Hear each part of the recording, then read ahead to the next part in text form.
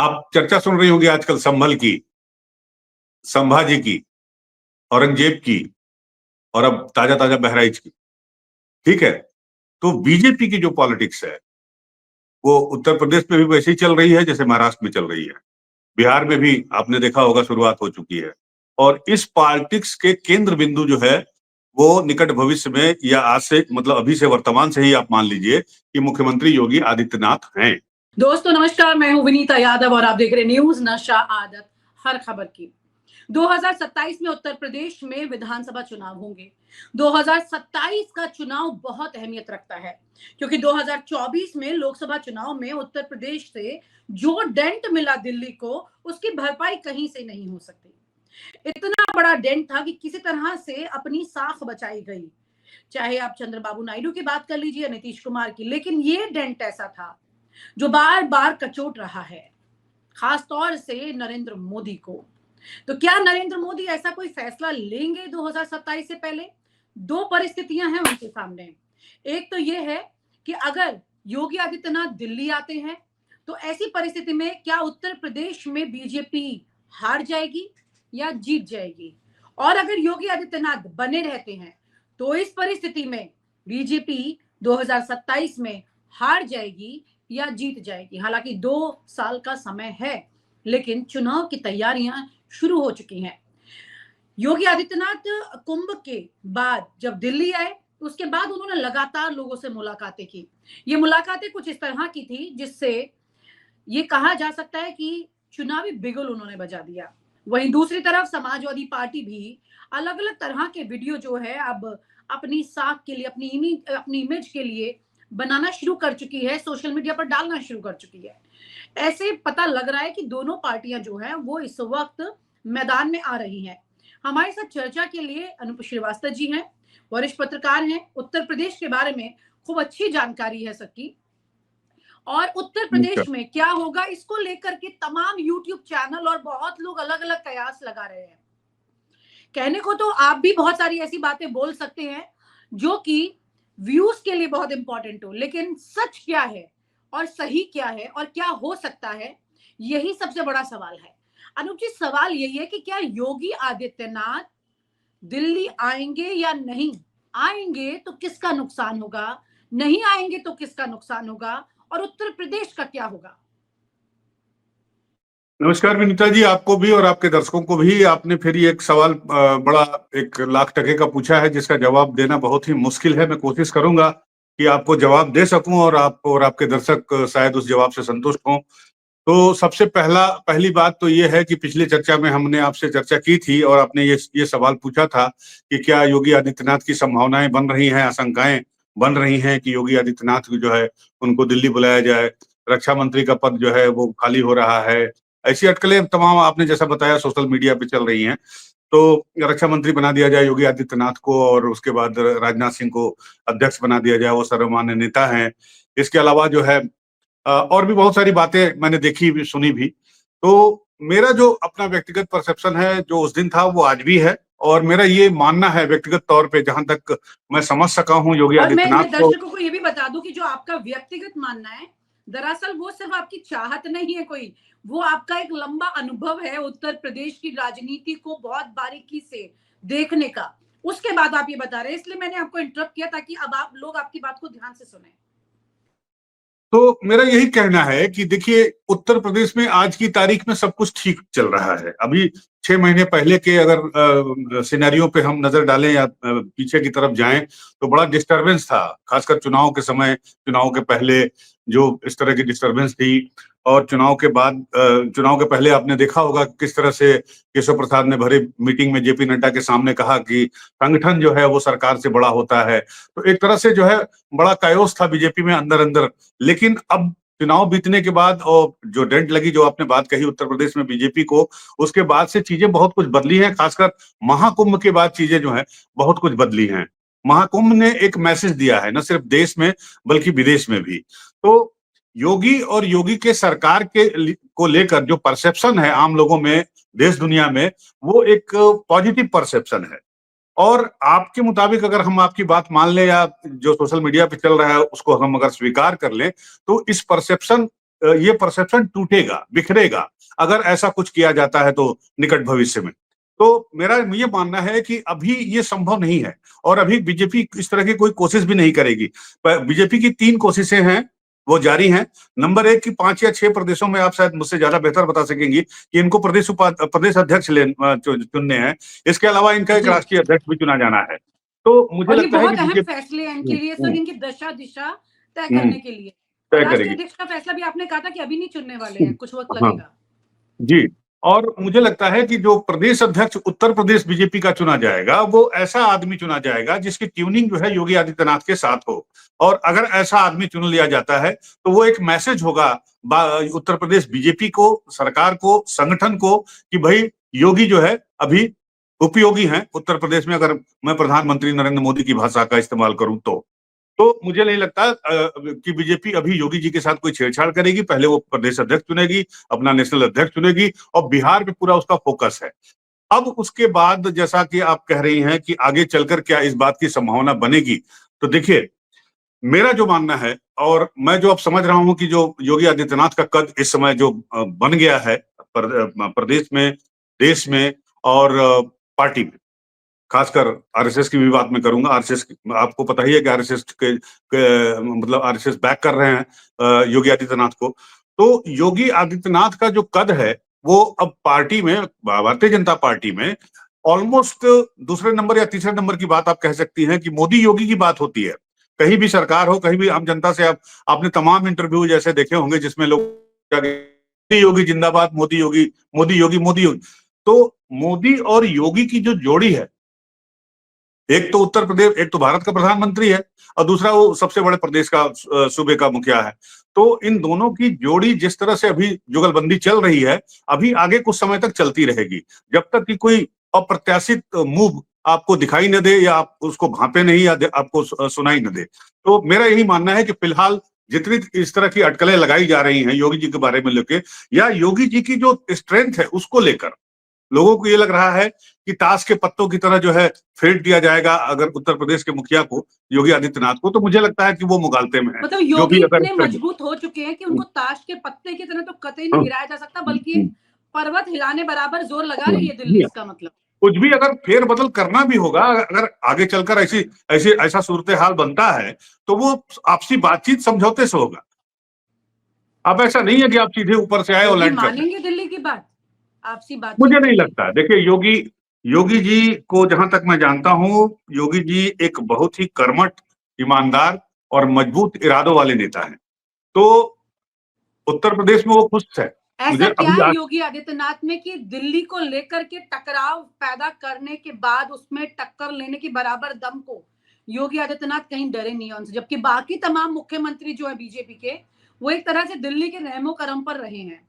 तो योगी आदित्यनाथ इतने मजबूती से क्यों, जबकि बावजूद इसके कि प्रयागराज में कितने लोगों की मौत हुई और उसके बाद पता लग रहा है कि उसी प्रयागराज का गुणगान करते हुए प्रधानमंत्री नरेंद्र मोदी मॉरिशस में 66 करोड़ लोगों की विजिट की बात कर रहे हैं वहां, जो प्रैक्टिकली मुमकिन नहीं थी।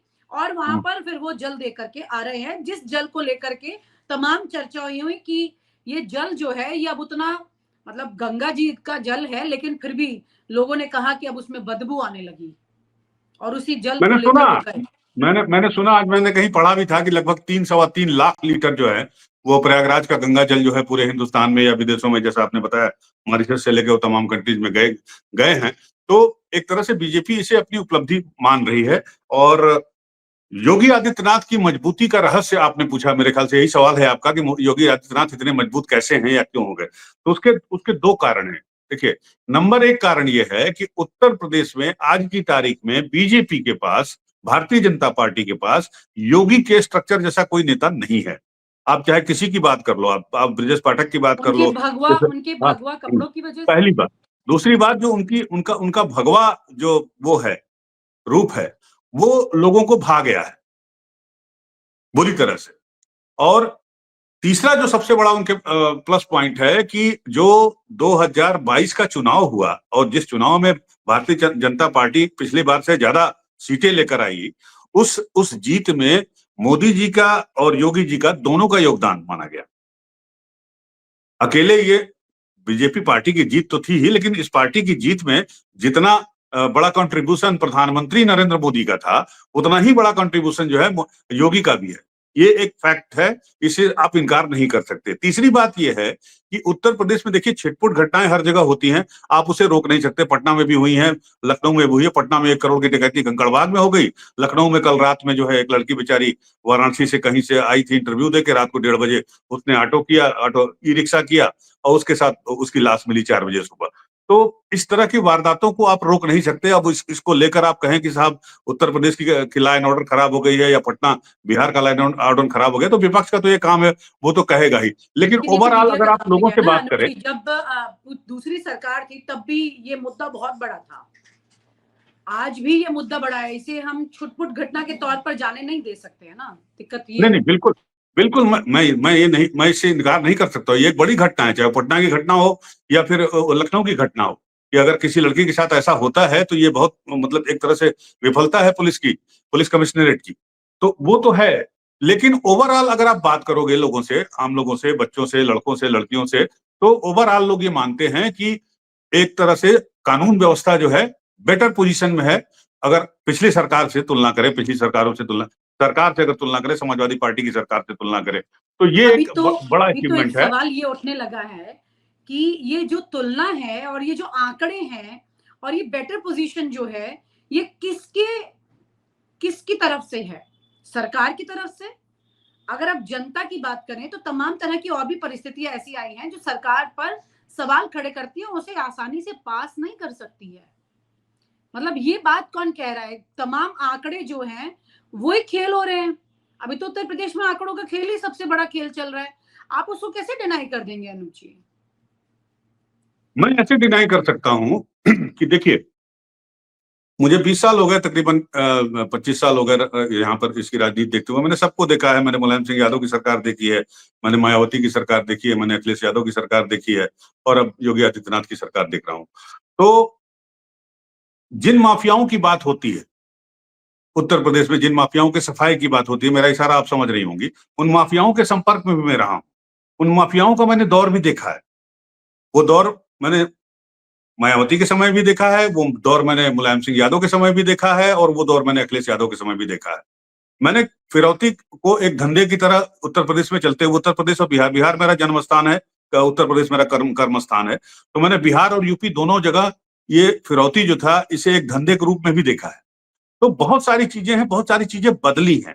कुछ सरकार की कोशिशों की वजह से, कुछ पढ़ाई लिखाई बहुत या अच्छी लोगों की बात है अनुज जागरूकता जी, की बात आप है। जो कह रहे हैं मैं तो उसे समझ रही हूँ कि माफियाओं का गुट खत्म हुआ, लेकिन सवाल तो ये भी उठे है ना कि खैर हम विषयांतर हो रहे हैं, लेकिन फिर भी मैं ये बात करना चाह रही हूँ क्योंकि आपने मुद्दा उठाया है कि माफियाओं में भी एक अलग तरह की जाति के साथ में भेदभाव निकल के आया। ये मैं तो नहीं कह रही, मैं तो दिल्ली में बैठी हूँ, उत्तर प्रदेश से ये आवाजें आती हैं। बिल्कुल, आपका इशारा मैं समझ गया, और ये बातें कई बार विपक्ष उठाता भी है, खासकर अखिलेश यादव ने भी उठाए हैं इस बात को, और एक तरह से इस सरकार पर ये पक्षपात का आरोप लगता भी है। लेकिन एक बात मैं आपको बताना चाहूंगा, देखिए, जिन माफियाओं का सफाया हो गया, वो माफिया रॉबिनहुड, उनकी छवि रॉबिनहुड जैसी थी वो, लेकिन एक तरह से वो क्रिमिनल थे, इस बात से इनकार नहीं किया जा सकता। नहीं, मैं आपकी बात लेकिन बिल्कुल मानती और हूँ, कोई ये भी रॉबिन हुड क्रिमिनल वगैरह है। कुछ नहीं होता, माफिया हाँ, माफिया होता है, I agree mafia with you. Mafia होता है, ये भी माफिया, वो भी माफिया। लेकिन योगी की सरकार में आज की तारीख में ये है कि जो भी जिनके नाम के आगे भी माफिया शब्द आप जोड़ दें या जुड़ा हुआ है, वो खुलेआम अब कुछ करने की हिम्मत किसी में नहीं। आपको मैं बता दूं, चाहे वो इनकी जाति विशेष का हो, चाहे वो दूसरी जाति का हो या दूसरे दूसरे संप्रदाय का हो, ऑर्गेनाइज्ड क्राइम उत्तर प्रदेश से फिलहाल इस समय मतलब काफी हद तक उस पर कंट्रोल पाया जा चुका है, और ये इस सरकार की एक बड़ी उपलब्धि है, और सरकार खुद भी इस बात को मानती है। और मतलब लोगों का ये ओवरऑल परसेप्शन है भी कि ऑर्गेनाइज्ड क्राइम जो है उत्तर प्रदेश में काफी हद तक कंट्रोल किया गया है। तो ये भी एक अचीवमेंट है गवर्नमेंट के लिए, और इस तरह की परिस्थितियां बनाने में समय लगता है, और योगी आदित्यनाथ को भी इस तरह की परिस्थितियां बनाने में मुझे लगता है 7 साल लग गए। तो अब जो परिस्थितियां बन गई हैं, और अब 1 तो आप कह ट्रिलियन रहे हैं कि इकोनॉमी की मतलब बातचीत हो रही है। माफियाज को खत्म करके योगी आदित्यनाथ ने एक बहुत बड़ा काम किया है, जिसके चलते दिल्ली उनसे दब रही है, और दिल्ली और चर्चा यही हो रही है कि इसी माफिया को खत्म करने के चलते वो सोच रहा है देश में दिल्ली में बैठ के लोग कि अब उनको दिल्ली बुला लिया जाए और उनको डिफेंस मिनिस्ट्री दे दी जाए, और डिफेंस मिनिस्ट्री अभी तक वो यूपी के माफिया खत्म कर रहे थे, अब वो आगे जाके आतंकवादी खत्म कर देंगे। आप चर्चा सुन रही होंगी आजकल संभल की, संभाजी की, औरंगजेब की, और अब ताजा ताजा बहराइच की। ठीक है, तो बीजेपी की जो पॉलिटिक्स है वो उत्तर प्रदेश में भी वैसे ही चल रही है जैसे महाराष्ट्र में चल रही है, बिहार में भी आपने देखा होगा शुरुआत हो चुकी है। और इस पॉलिटिक्स के केंद्र बिंदु जो है वो निकट भविष्य में, या आज से मतलब अभी से वर्तमान से ही आप मान लीजिए कि मुख्यमंत्री योगी आदित्यनाथ हैं, सबसे बड़े चेहरे के रूप में आज की तारीख में। प्रधानमंत्री की अपनी पद की कुछ सीमाएं होती हैं, लेकिन योगी आदित्यनाथ का आज का बयान आपने सुना बहराइच में? उन्होंने साफ साफ ये कहा है कि विदेशी आक्रांताओं जिन्होंने भारत की सनातन परंपरा को नष्ट किया, भारत की सनातन आस्था पे चोट पहुंचाई, वो और उनका जो महिमा मंडन कर रहे हैं वो देशद्रोही। एकदम क्लियर लाइन है बीजेपी की, चाहे वो उत्तर प्रदेश हो और चाहे वो बिहार हो। तो ये क्लियर लाइन जो है वो उत्तर प्रदेश को दिल बोला जाता है ना, तो उत्तर प्रदेश से पूरे देश में जाएगी। तो उत्तर प्रदेश में से जो मैसेज पूरे देश में जा रहा है योगी आदित्यनाथ के जरिए, बीजेपी उसे अभी डिविएट नहीं करेगी, मेरा यही कहना है। जी, हालांकि देश और प्रदेश दोनों में दिन रात का फर्क हो जाता है। कई बार लोग रीजनल चैनल चला लेते हैं लेकिन नेशनल चैनल चलाने में फेल हो जाते हैं। ये तस्वीर कुछ ऐसी ही है। तो प्रदेश में काम करने वाला व्यक्ति जब देश की बात करता है तो पूरे तमाम राज्यों की, तमाम बॉर्डर्स की, तमाम डिप्लोमेटिक व्यवस्था की हर चीज उसे देखनी पड़ती है। अब ऐसे में इस तरह के जवाब, इस तरह की स्टेटमेंट्स, ये तरह मतलब अंदर ही अगर उन्माद पैदा हो जाए तो बाहर की परिस्थितियों कैसे खेलना होगा, ये बड़ा सवाल है। क्योंकि आपको सिर्फ अंदर देश में नहीं शांति बनाए रखनी है बल्कि बाहर भी देखना है। खैर, अभी फिलहाल दिल्ली और लखनऊ के बीच की जो एक लंबी चौड़ी कशमकश चल रही है, जो कसाव है, ये खत्म होता तो दिख नहीं रहा है। हालांकि आप जो बातें कह रहे हैं उससे योगी आदित्यनाथ अब उत्तर प्रदेश से नहीं हिलेंगे फिलहाल, और तस्वीर ऐसी रहेगी और उनके लिए कंफर्ट जोन बनने वाला है क्योंकि प्रदेश अध्यक्ष उनकी मर्जी के आने वाले हैं, ऐसा आप कह रहे हैं। यानी कि इस वक्त योगी आदित्यनाथ की एक, मैं कहूंगी शायद ये चौथी बड़ी पटक होगी मोदी शाह को, इस तरह की परिस्थिति होगी। तो कुल मिलाकर के बहुत दिलचस्प होगा ये देखना कि राजनीतिक उठापटक में आगे अंत में क्या होने वाला है। बहुत बहुत शुक्रिया, thank you so much Anuj ji, thank you, धन्यवाद। और आप हमसे जुड़े रहने के लिए सब्सक्राइब करें YouTube पर, फॉलो करें Twitter पर और लाइक करें Facebook पर। और ज्यादा जानकारी के लिए आपको टाइप करना होगा सिर्फ न्यूज़ नशा।